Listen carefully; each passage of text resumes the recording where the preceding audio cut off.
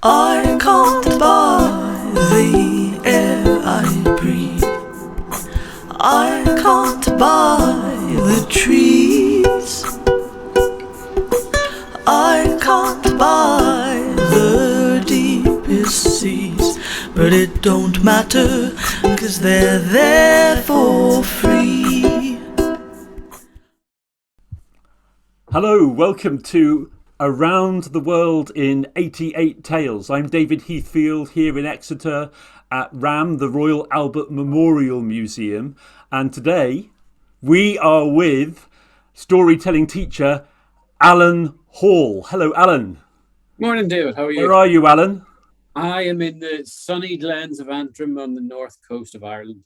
Ireland. So we're in Ireland today. Brilliant.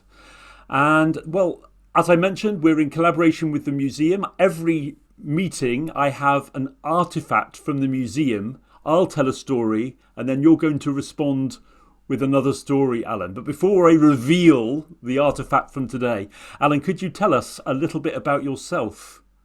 So my name's Alan. I am an English teacher and a linguist from the north of Ireland. But I'm also a keen storyteller and I do enjoy my folklore from Ireland. I've done the CREST, the creative English teaching course with David. I have his books here as well. Not a fanboy, but I'm quite keen on storytelling and sort of keeping the folklore around Ireland alive. So I use that a lot in my classes. And to use an Irish word, I like telling culchy stories. So stories of the farmland, the fairies, the animals, and the mythology of Ireland. Since we have a lot of history and a lot of culture, so it's good fun. Yeah. Brilliant. Thank you so much for that. And I can see on I'm checking on my phone on Facebook Live, you've got people joining us and wanting to hear your story, Alan, from lots of places. We got Suheda in Turkey, Aman in Punjab in India is here. So people are joining in to share the stories with us. No pressure at all. So let me now reveal today's artifact. Okay, so here we go. I love going into the antiquities section of the museum. And, well, there's this... Oh, I'm going to go this side, that's right. There's this wonderful artifact. It's a horse's head. And it's about 2,500 years old. It's made of clay. And it was found in what's modern day Egypt, but it's from the time of the Greek Empire. And it was probably a votive offering, so something that might have been buried along with someone when they died as a kind of offering to the Greek gods.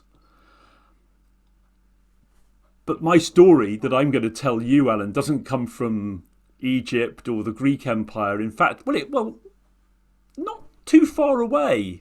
In fact, Nasruddin stories. Nasruddin is a wise fool and a trickster.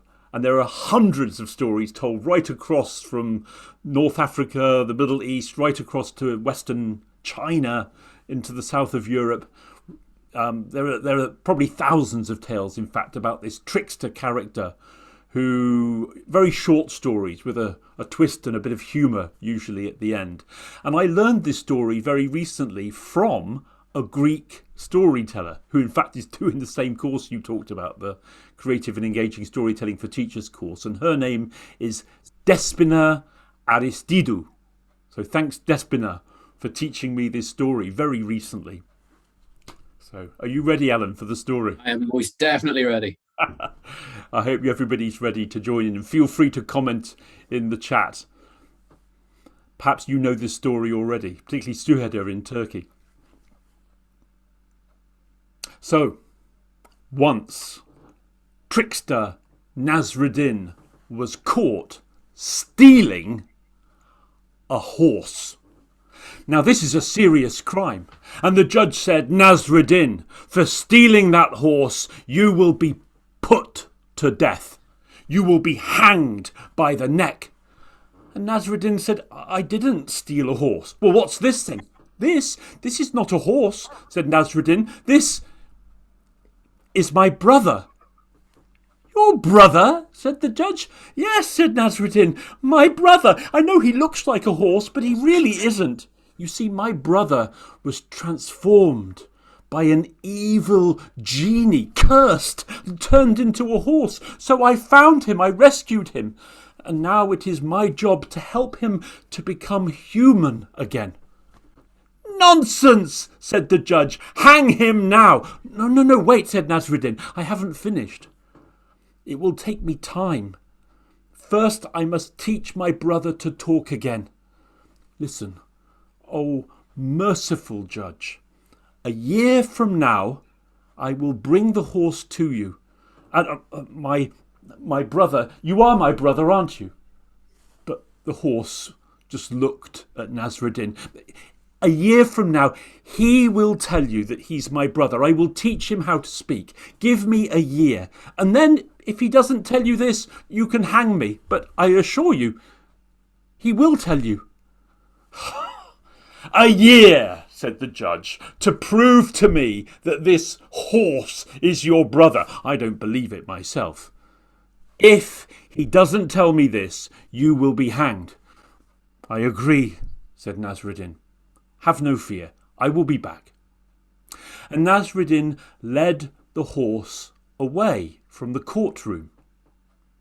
As he approached his home, Nasruddin's wife came running towards him. Husband, I hear that you were caught stealing a horse. It's true, said Nasruddin, and you told the judge that you would teach the horse to speak because the horse is your brother? Is this true? Wife, what are you talking about? But if it's not your brother, then you will be hanged. Wife, a year is a long time. Between now and then, who knows what might happen? Perhaps it's possible that the judge will lose his life. Or it could equally happen that I might lose mine. I'm sorry to say this, wife, but who knows what might happen to you between now and a year's time? Life has many surprises. The road takes many twists and turns. Who can see around the corner? You never know, wife. Is it even impossible that a year from now this horse might tell the judge that he's my brother?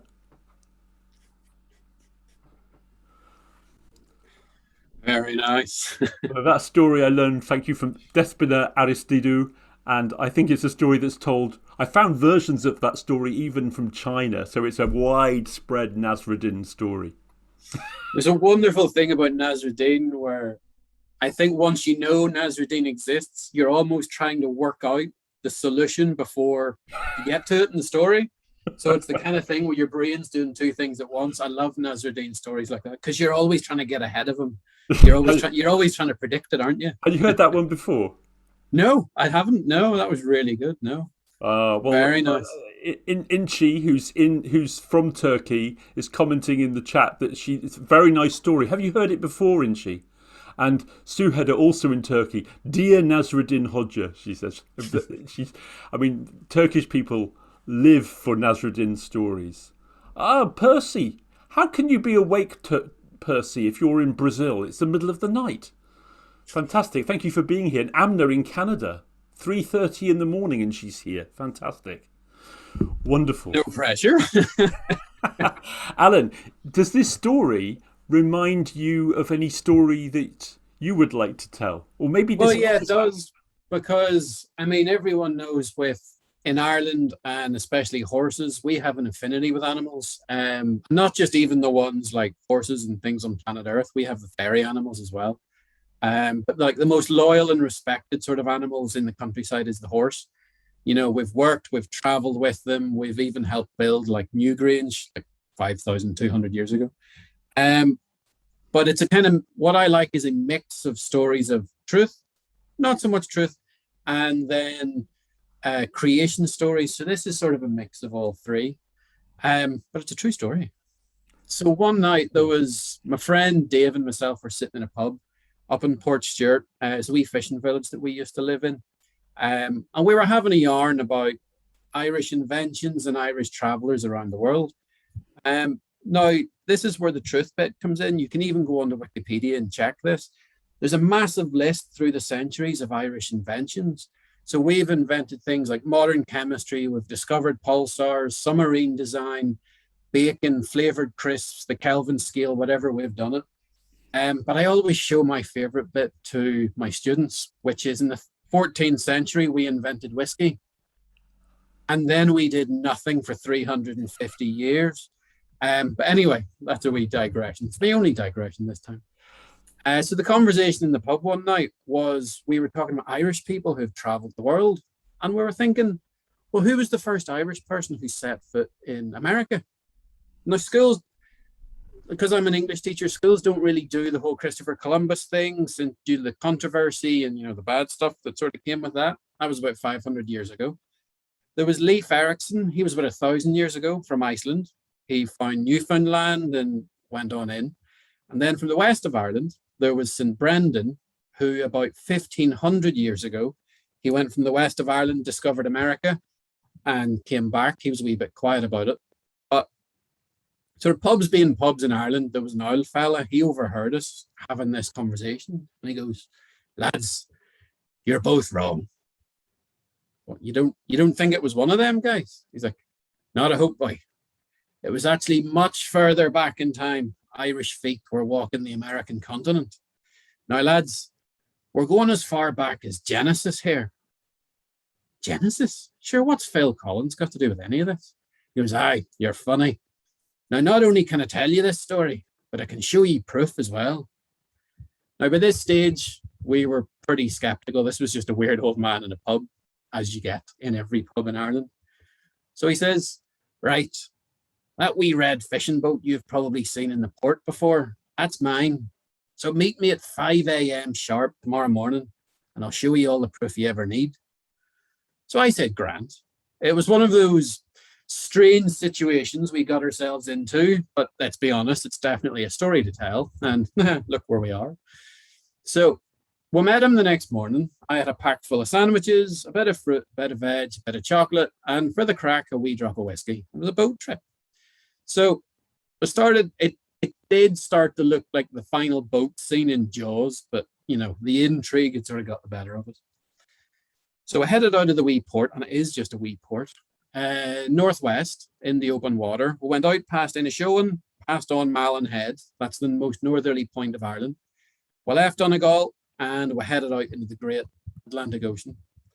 So we headed out into sea where we're sharing stories, where we're fishing, where we're having the crack like anybody would. This was just a free boat trip, let's be honest. And we left the Emerald Isle behind us. We couldn't see a thing, and we definitely couldn't see anything in front of us. So nightfall came, and the old lad says, right, we'll put down the anchor here. We're going nowhere, and in the morning you'll have your proof. But at this stage, we'd completely forgot about this whole story thing. Didn't occur to us whatsoever. We're having the crack. We'll see what happens the next morning. So we had a wee drop of the water of life, before turning in. It was a starry night, the Atlantic Ocean, beautiful night. So yeah, it was just a fun boat trip for us. So next morning we get up at sunrise. There's the anchor. Let's pull the anchor up. And your fella says, now, this is a deep ocean and we're a small boat. I can guarantee you in the next half hour, that anchor is going to get stuck and you'll have all the proof you need. What do you see? So about 20 minutes pass, the anchor's still coming up. It's a wee old fishing boat like. Lo and behold, this anchor grinds to this halt. It's this horrible mechanical noise, metal getting stuck on metal and some clunking noise in between. So I turns around and there's this giant lump of wood in it. And I'm thinking, that's a bit strange. I go, Jesus, I look at the thing and it takes the three of us to haul it on board. So we haul it onto the boat. Realize here, hang on, this isn't just driftwood. This is an actual wheel. It's one of those old cart wheels you would take with a horse and cart to a market. I turns to him and says, what on earth is this? The old fella goes, aye, I tell you, the whole seabed, it's completely littered with them here. You can pick these up all day if you want. What the hell's there a cart wheel doing out here this far out to sea? Do you not see, laddie? And he was getting very serious at this stage. He says, that's all the proof you need. That's a wheel from a horse and cart. That's proof the Irish have been taking horses and carts from the west of Ireland to America by road since long before the flood. And there you go. The Irish have been traveling to North America long time ago. Wow. Tell me more about how that story came your way, Alan. So I was doing a wee bit of research on very old stories that connected the beginnings of the world, or a world, with links to Ireland. And Eamon Kelly he was a Shawnee, he was a very old storyteller, died about 20 years ago. And he has a collection of very short stories where the Irish were going across to the North American continent long before Noah's boat, the flood, Genesis, and all of the above. Possibly even before the ferries got to Ireland, who knows? Fantastic. And Sasha, who's not far away from here, says talking horses is open to interpretation. I think they all talk anyway.